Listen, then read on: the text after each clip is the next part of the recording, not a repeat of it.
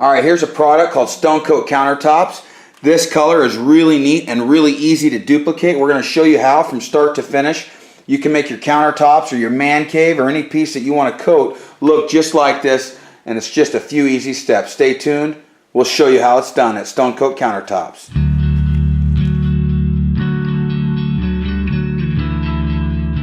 Okay, we're going to start with our black and white base color that we just rolled out and mixed here.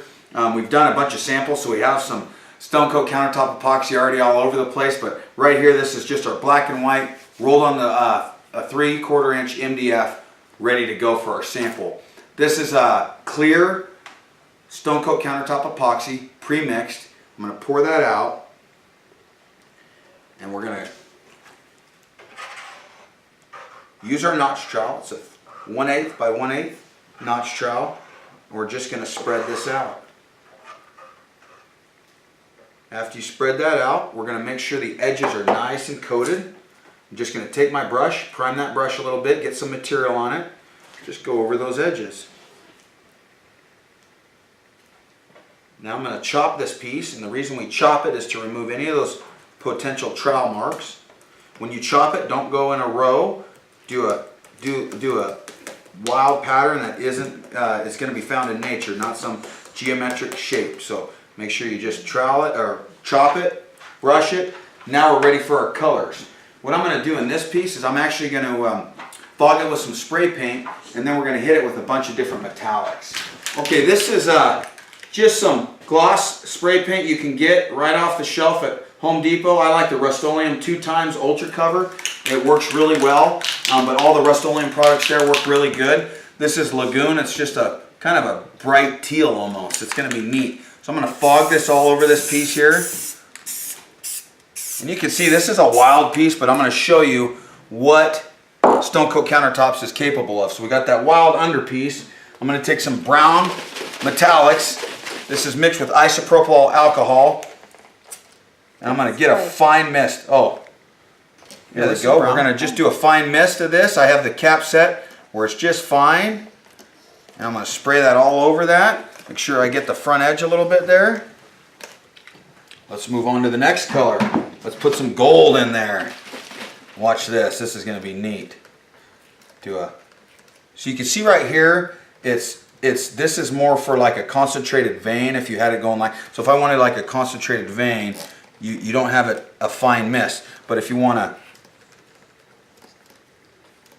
fine mist, you just barely open it. There you go. There's some gold in it. Let's put some deep silver in there.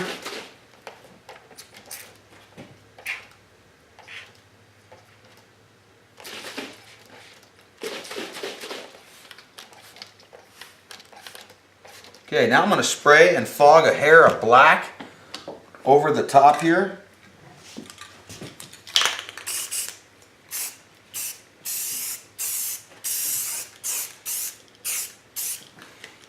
Now, I'm going to hit that black with some more of that gold. I like that. Actually, we're going to hit it with copper this time. Real fine amount here. There's just a fine amount of copper. Now I'm going to light that on fire to try to seal that in.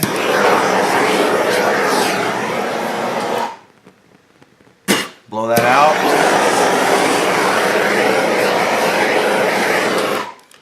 All right. Now I'm going to fog a little bit more spray paint on there. Let's see, what color are we going to do? I'm going to go find another bright color and put in there. All right, here's some caramel, warm caramel spray paint. I'm just going to fog some of this over it. And then we're going to hit this with a little bit more black spray paint. Oh. And then I'm going to hit it with some blue, ocean blue metallic.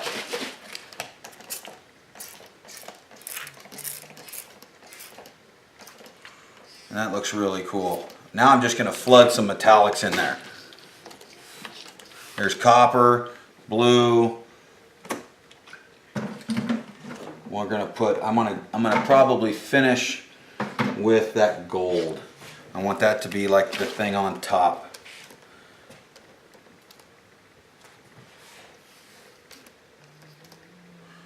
Let's see what happens there for a second.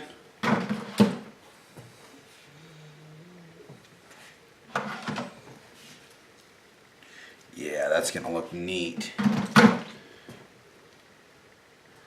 Okay. We're gonna let some of that alcohol just saturate off because I don't want a bunch of big divots. See, I like those voids in the beginning, but then I overlap them with some more color and just leave it like that. But this is really wanting to set up on its own, and boy, it's looking cool. All those different colors in there just make it wild.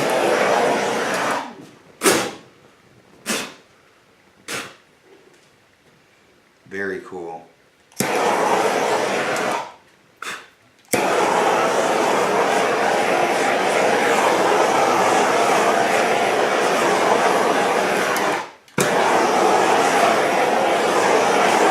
Okay, so you can see some of these little pits and voids here. So I'm just going to take my finger and just erase them. Just touch them, bring stuff in from around them, and that will just erase these little voids and make it look more natural. And it'll look kind of funky at first when you do it, but then the colors will flow back together and it'll look really neat. So if you don't like that, I kind of like these two there, but now if you wanted to make them less circular, just kind of touch the edge a little bit. But yeah, that looks natural now. There you go, there's a pretty wild piece.